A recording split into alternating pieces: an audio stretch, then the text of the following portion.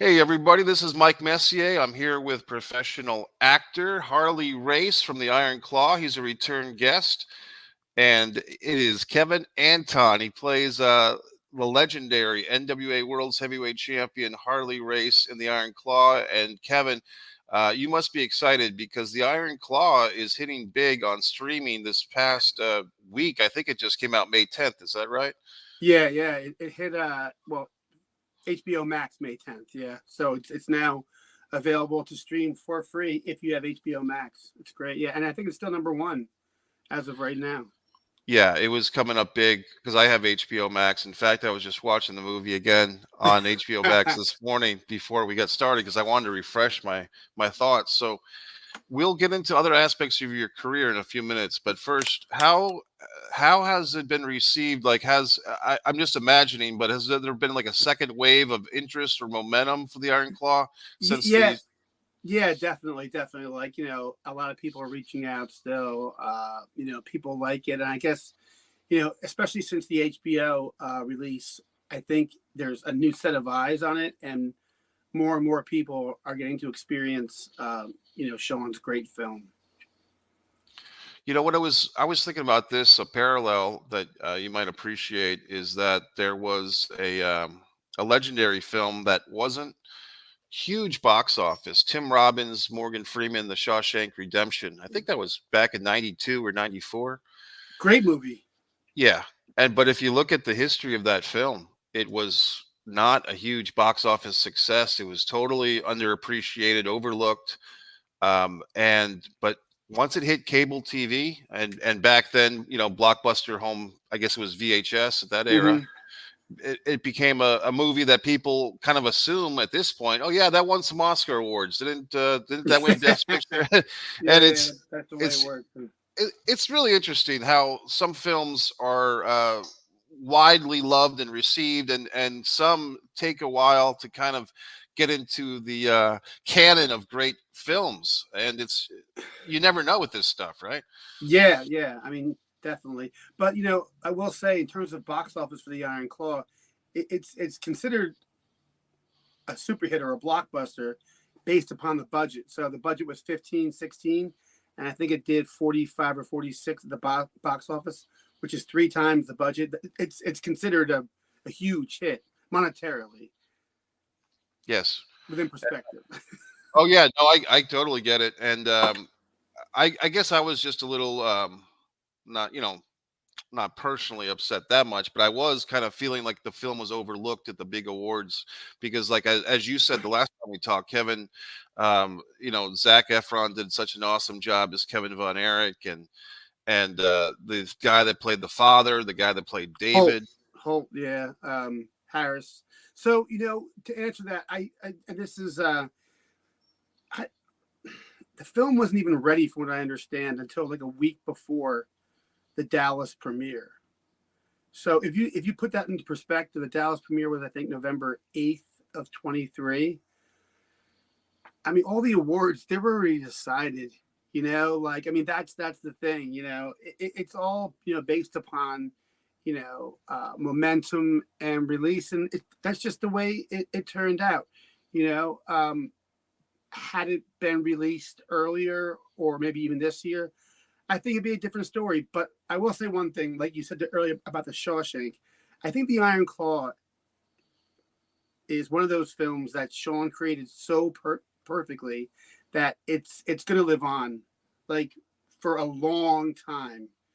Probably even more so than a lot of the movies that were up for awards last year.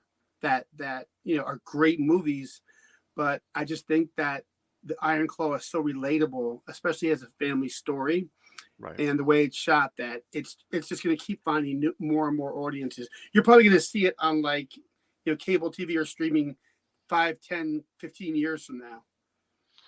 Kevin, I have a theory about this movie, if you'll indulge me, Sure. because I've seen it several times, as I'm sure you have. And when you initially watch any movie, it's like, okay, who's your protagonist? Who's your Yep. antagonist? Who's the good guy, bad guy? And in this one, there's a few elements. First of all, I noticed today that the song, I believe it's Blue Oyster Cult, "Don't Fear the Hmm. Reaper." "Don't Yep. Fear the Reaper" kind of Yep. starts the movie as almost as a foreshadowing. I mean, what a choice! I didn't realize that until watching the movie today, because we're seeing that as the wrestling fans are coming into the Dallas Sportatorium to see David Carey and Kevin Von Erich wrestle, and we're hearing "Don't Fear the Reaper," which is going to take the life of David.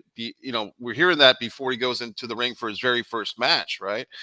So that's a good foreshadowing. And then I was thinking, and tell me if I'm crazy here, but I feel like Kevin Von Erich is definitely our central character. He's our protagonist, and there's a few conflicts going on. It's Fritz's quest to get that NWA World Heavyweight title belt, but Hmm. it's also the sons slash brothers' quest to get their father's approval. And in a sense, it's really comes down to Kevin versus Kerry are fighting for that father's approval.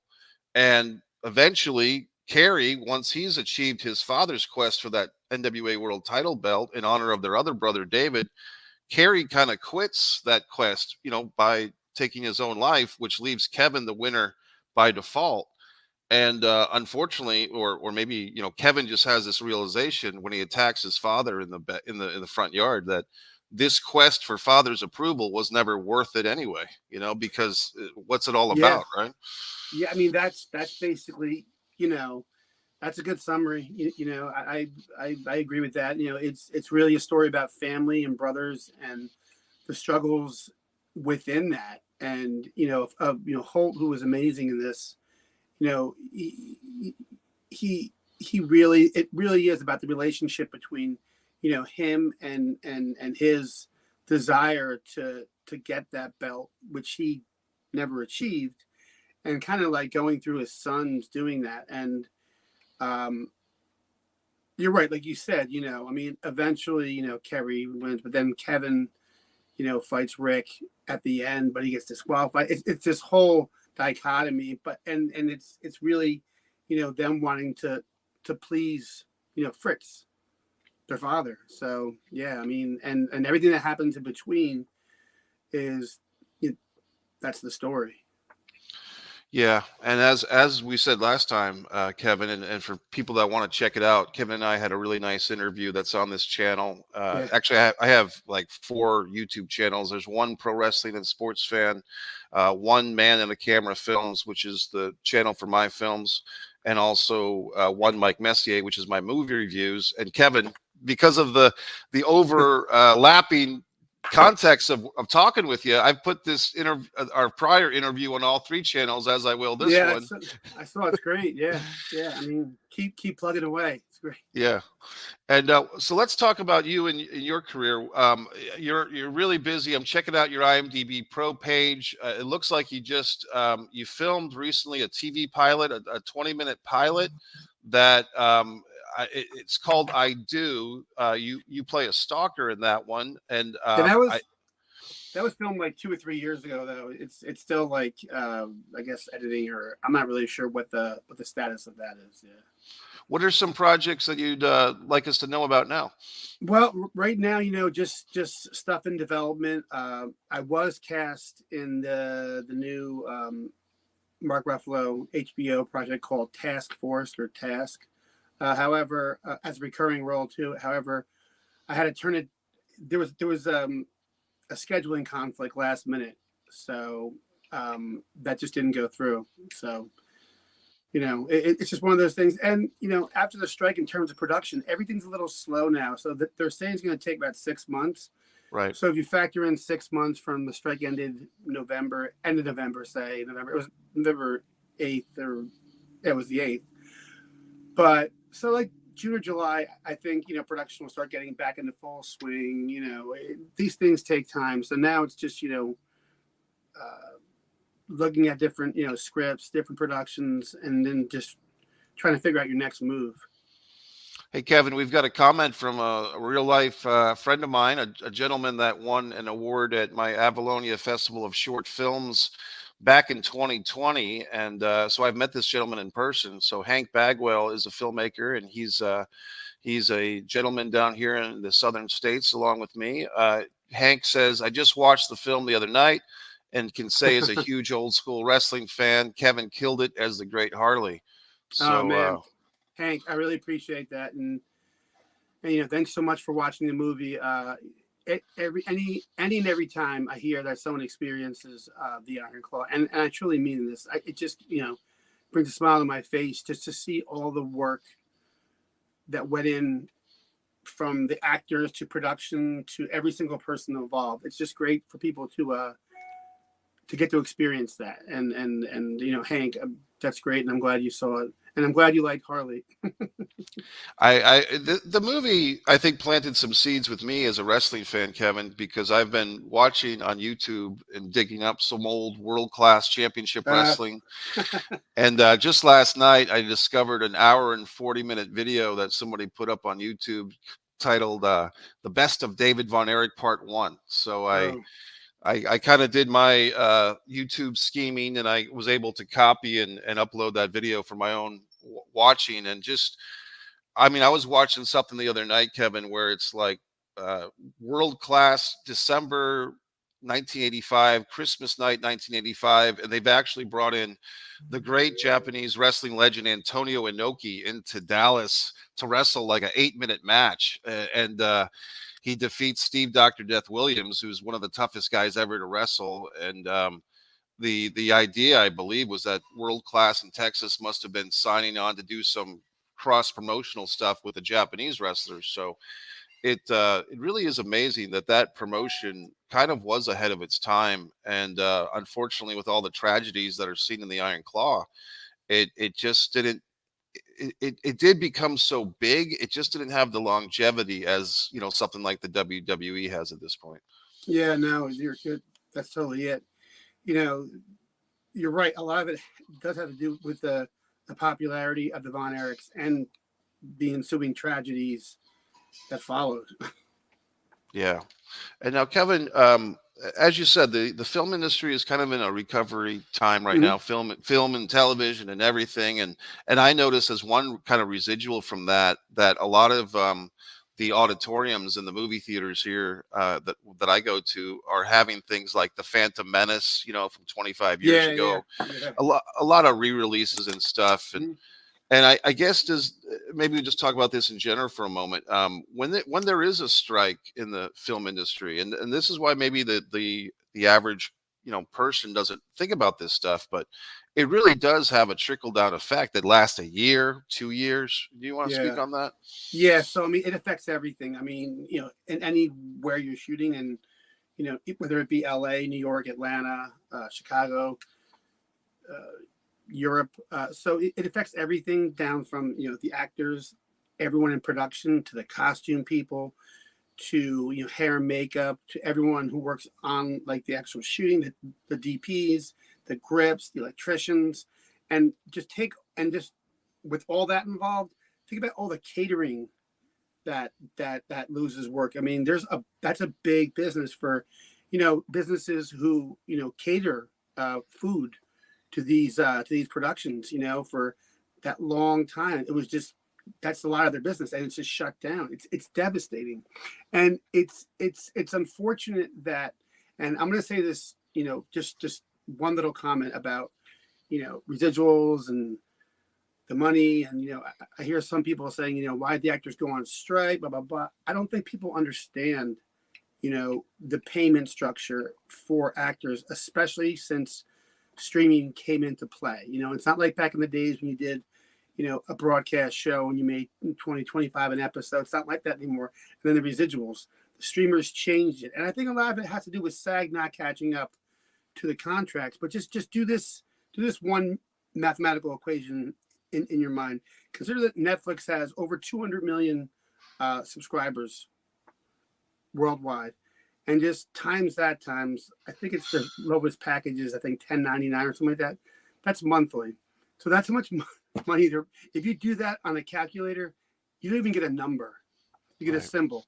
So just times that times 12 months. It's it's unfortunate that it came down to a strike, which we'll see what happens in the next 2 years because there'll be another recon contract thing.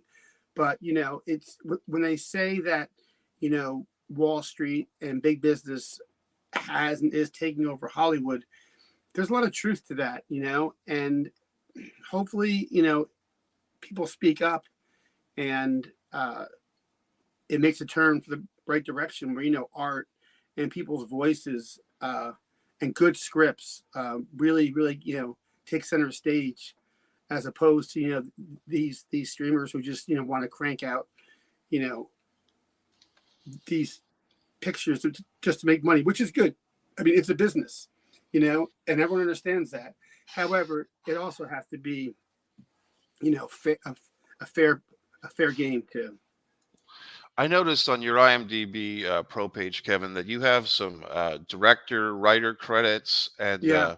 so as we've talked about, as a actor, sometimes you got to do more than you got to wear more than one hat, right? So is there any of these directing some short films and stuff like that? How has that kind of influenced your acting, being on the other side of the camera? Yeah, so it probably helped out a lot. I mean, like I think back in 2010, 2011. I really started to say, go like the Ben Affleck way, Ben Affleck and Matt Damon, where you have to create your own work. So I just created I started writing small commercials. They got picked up by, companies like AT&T, Chevy, etc. And then I started doing short films and I bought the equipment. And now I have a full studio equipment stuff. So I can just, with the lenses, I can shoot and I have a cinema camera. So that helped me in terms of knowing production even more than being on set. But I think it also helped me in terms of acting, being a director, knowing that, knowing how the camera works and knowing that, and everyone always says less is more, less is more. Yes, but I think what they're really trying to say is you got to be real. So you can be super big, but as long as it's real and it's truthful, that's the important thing. And I think, directing, really, hammered that in, because you always, as an actor, as a young actor, you always hear that, don't do anything, let the camera pick that up. And you think, what does that mean? Right. And I think what it means is make it real, have a real thought. You can be in a scene with someone and you're talking about death or whatever, but in your mind as the actor, you can be thinking about what time is lunch. It doesn't matter, because as long as it's a real thought, that'll translate to the audience. If you're thinking about your lines or how you're doing or how you're looking, that's going to hold you back. So you have to learn to become free.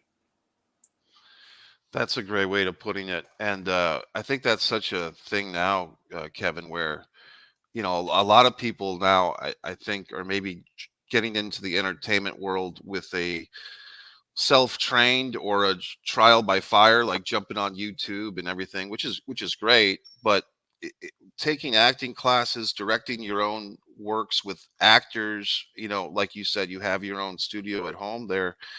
I think the more that you still got to take this stuff seriously. You know what I mean? Like, just because the fact that I can pick up my phone and film something doesn't mean it's necessarily going to be interesting unless I put the work in and write a script that's worth watching.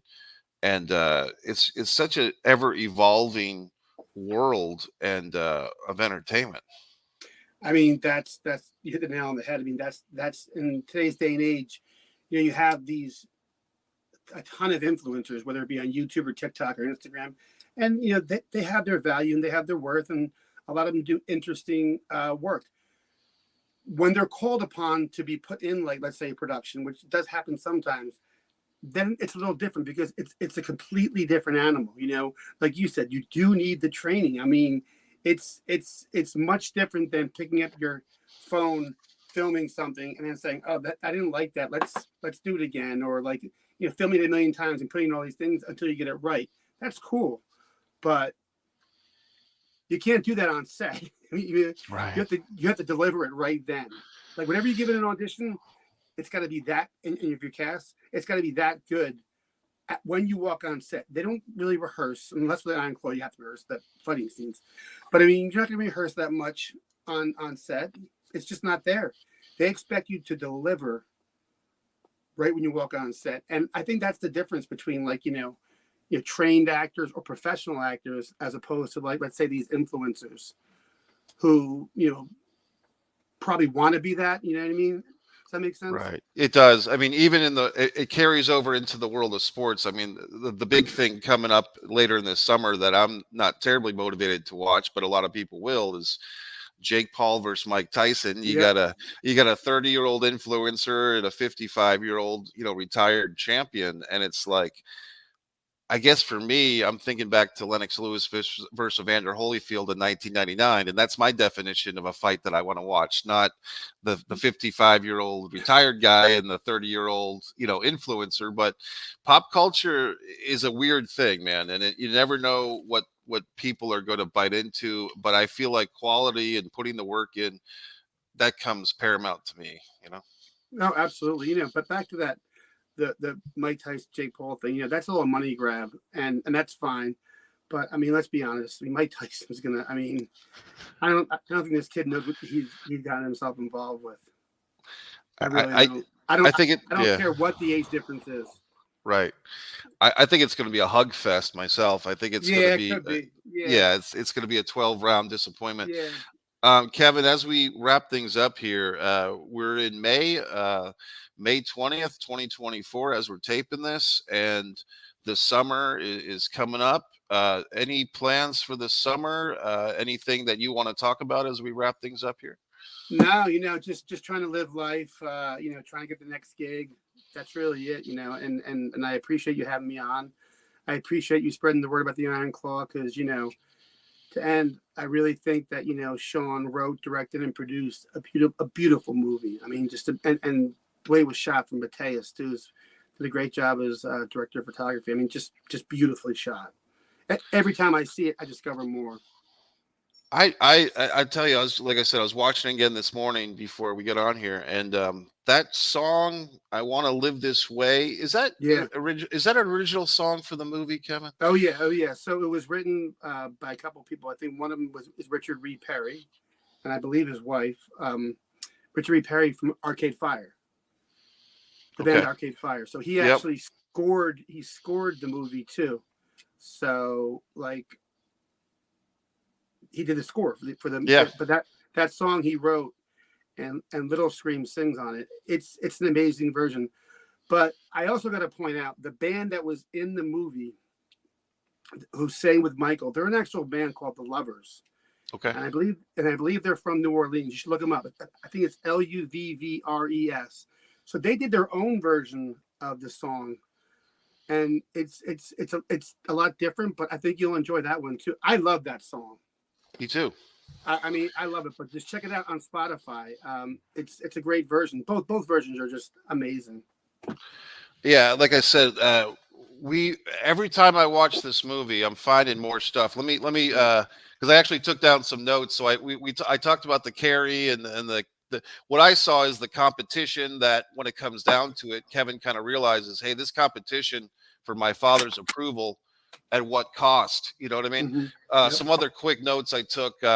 It's interesting that in the opening tag match, which is David's debut, teaming up with Kevin, they're going up against Bruiser Brody and Gino Hernandez, and unfortunately, those are two other fallen legends of world-class wrestling for the hardcore wrestling fans. They know that Gino died in '86 and Bruiser Brody died in '88.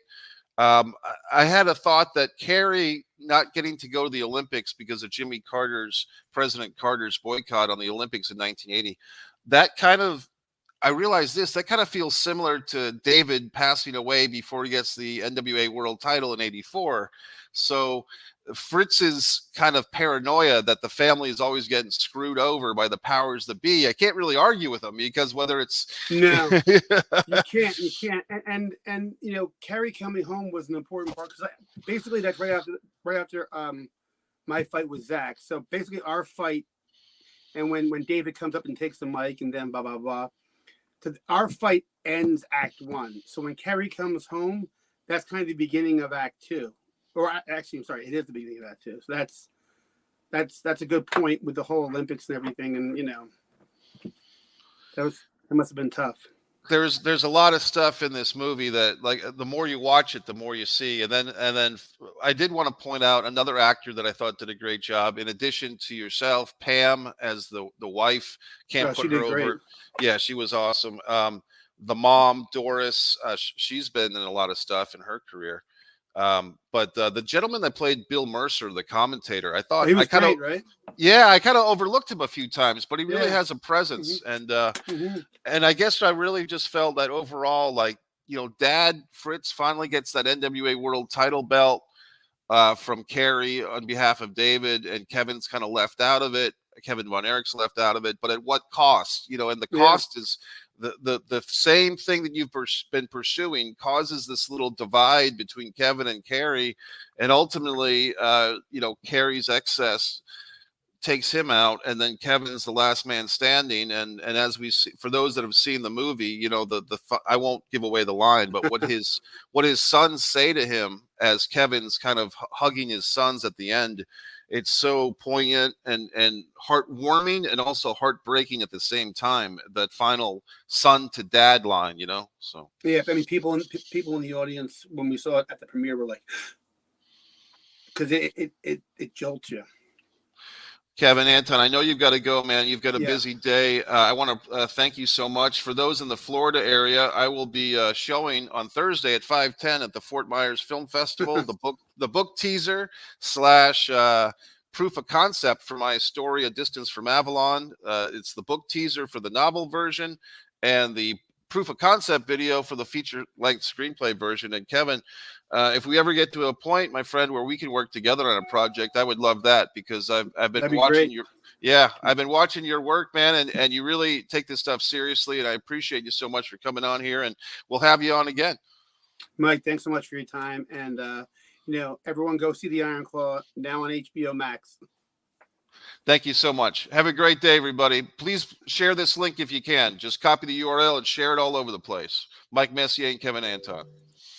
Thanks, man.